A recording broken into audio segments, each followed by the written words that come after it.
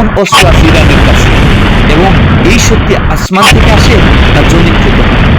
Ayatollah খোমেনিকে হত্যার পর Iran এমন শক্তভাবে অবস্থান নিয়েছে, আমেরিকা ইসরায়েলকে ধ্বংস করেই ছাড়বে এরকম একটা উপক্রম হচ্ছে।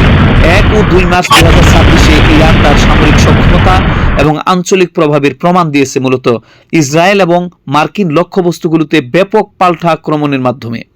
28 ফেব্রুয়ারি 2026 যুক্তরাষ্ট্র ও ইসরায়েলের যৌথ হামলায় ইরানের সর্বোচ্চ নেতা আয়াতুল্লাহ আলী খামেনি নিহত হওয়ার পর এই সংঘাত চরম থেকে চরম রূপ নেয়।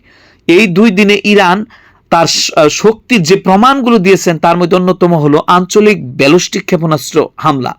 ইরান ইসরায়েল এবং মধ্যপ্রাচ্যে অবস্থিত মার্কিন সামরিক ঘাঁটিগুলোতে লক্ষ্য করে ঝাঁকে ঝাঁকে ড্রোন ও ক্ষেপণাস্ত্র নিক্ষেপ করেছে।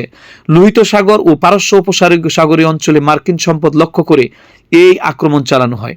হরমুজ প্রণালী অবরোধ। ইরান কার্যকরভাবে হরমুজ প্রণালীর জাহাজ চলাচল বন্ধ করে দিয়েছে এবং ঘোষণা করেছে যে কোনো জাহাজ এই গুরুত্বপূর্ণ জলপথ দিয়ে যাতায়াত করতে পারবে না।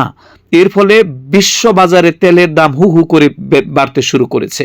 জ্বালানি অবকাঠামোতে আঘাত। ইরানের ড্রোন ও ক্ষেপণাস্ত্র কাতারের মেসাইদ পাওয়ার প্ল্যান্ট এবং রাস লাফান ইন্ডাস্ট্রিয়াল সিটির জ্বালানি কেন্দ্রে আঘাত এনেছে। এছাড়া সৌদি আরবের রাস তানুরা রিফাইনারিতেও ড্রোনের মাধ্যমে হামলা চালানো হয়েছে। অত্যন্ত মারাত্মক হামলা হয়েছে। প্রক্সি নেটওয়ার্কের সক্রিয়তা। ইরানের সমর্থনে লেবাননের হিজবুল্লাহ উত্তর ইসরায়েলের ব্যাপক রকেট হামলা চালিয়েছে। পাশাপাশি ইরাক ও সিরিয়ায় অবস্থানরত ইরানপন্থী গোষ্ঠীগুলো মার্কিন ঘাঁটি লক্ষ্য করে হামলা জোরদার করেছে। সাইপ্রাসে আক্রমণ। ব্রিটিশ প্রতিরক্ষা মন্ত্রণালয়ের তথ্য অনুযায়ী ইরান সাইপ্রাসের RAF আক্রোতিরি ব্রিটিশ আর ঘাঁটির কাছেও ক্ষেপণাস্ত্র নিক্ষেপ করেছে, যা ইরানের দীর্ঘ পাল্লার আক্রমণের সক্ষমতা জানান দেয়।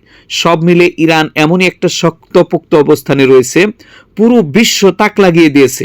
ধন্যবাদ সকলে। ইরানের জন্য দোয়া করবেন, সকলে পাশে থাকবেন। আসসালামু আলাইকুম রহমতুল্লাহ।